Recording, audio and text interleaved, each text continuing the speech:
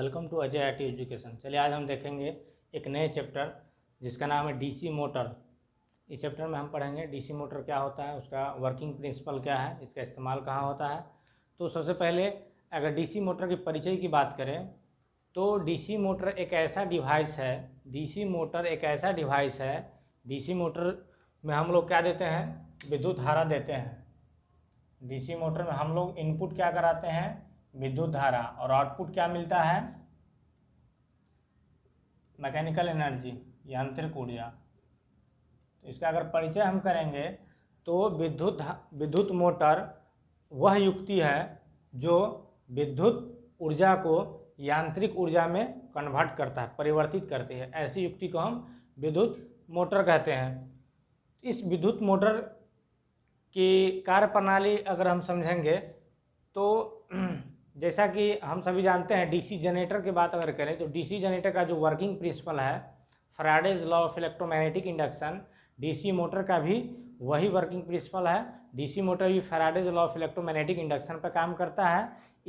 लेकिन अंतर यह है कि डीसी जनरेटर में हम मैग्नेटिक फील्ड में कंडक्टर को रख के घुमाते हैं एक्सटर्नल फोर्स के थ्रू, लेकिन मोटर में क्या करते हैं, मैग्नेटिक फील्ड में कंडक्टर को रख के कंडक्टर में करंट देते हैं, सप्लाई देते हैं।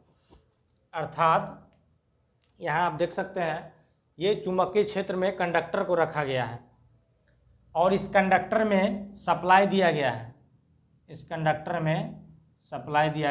आप देख सकते हैं ये कंडक्टर है, ये कार्बन ब्रश के थ्रू इसको पॉजिटिव नेगेटिव सप्लाई दिया गया है और ये मैग्नेटिक फील्ड है। तो मैग्नेटिक फील्ड में कैसा कंडक्टर रखा गया, वैसा कंडक्टर जिसमें ऑलरेडी करंट बह रहा हो, ऐसे कंडक्टर को करंट कैरिंग कंडक्टर कहते हैं, या हिंदी में इसको विद्युत धारावाही चालक कहते हैं। विद्युत धारावाही चालक, करंट कैरिंग कंडक्टर। तो डीसी मोटर का वर्किंग प्रिंसिपल को अगर समझने के लिए हम ये बोल सकते हैं कि किसी मैग्नेटिक फील्ड में करंट कैरिंग कंडक्टर को जब रखा जाता है तब उस कंडक्टर पर एक इलेक्ट्रोमैग्नेटिक फोर्स उत्पन्न हो जाता है जो कंडक्टर को बाहर धकेलने की कोशिश करता है, जिस कारण से मोटर घूमने लगता है। ये करंट कैरिंग कंडक्टर चुंबकीय क्षेत्र के बीच में रखा हुआ है। जब इसमें सप्लाई देते हैं तो इस कंडक्टर के ऊपर एक विद्युत इलेक्ट्रोमैग्नेटिक फोर्स, विद्युत चुंबकत्व फोर्स उत्पन्न हो जाता है जो कंडक्टर को यहाँ से बाहर धकेलने की कोशिश करता है और कंडक्टर हमारा रोटेट होने लगता है। इस प्रकार से मोटर घूमने लगता है। डीसी मोटर की अगर बनावट का बात करें तो डीसी जनरेटर और डीसी मोटर में कोई अंतर नहीं है, केवल इसका जो आउटर बॉडी होता है डीसी मोटर का, क्योंकि डीसी मोटर बहुत ही रफ जगह इस्तेमाल होता है, 100 मील वगैरह में यूज होता है, इसलिए इसके बाहरी बॉडी को फुल्ली पैक कर दिया जाता है। और डीसी जनरेटर में मशीन को ठंडा रखने के लिए बाहरी बॉडी को खुला रखा जाता है या ऐसे उसका कवर बनाया जाता है जिसमें आसानी से एयर वगैरह का सर्कुलेशन जारी रहे।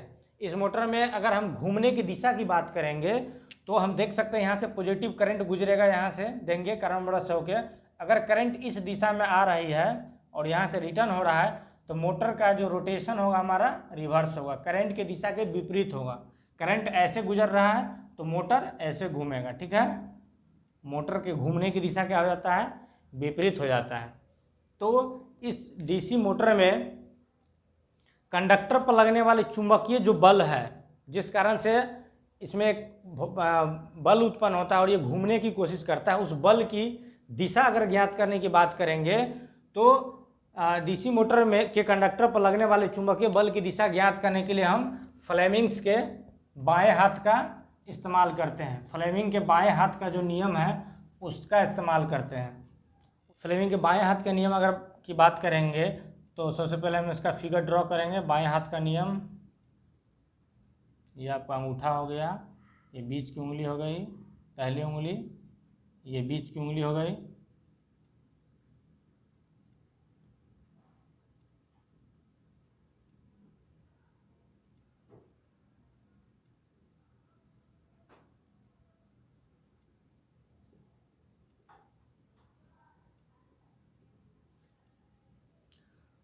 तो जो हमारा अंगूठा होता है वो मोशन को दर्शाता है। मोशन मतलब कंडक्टर का मोशन, ठीक है, चालक का जो गति है उसको दर्शाता है, या फोर्स भी इसको बोलते हैं, बल की दिशा।